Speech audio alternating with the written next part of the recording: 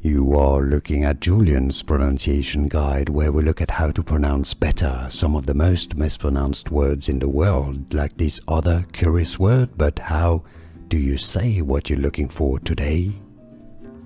We are looking at how to pronounce the name of this Greek pastry, as well as how to say more interesting but confusing food names, including from Greece, that too many people get wrong. Stay tuned to learn more. In Greek, it is said for reference as Tiropita, Tiropita. So, in English, now generally pronounced as Tiropita, Tiropita. It's easy, and now you know. More videos for you here to learn more correct pronunciations. Like this video if you found it useful. Appreciate your support, and thanks for watching.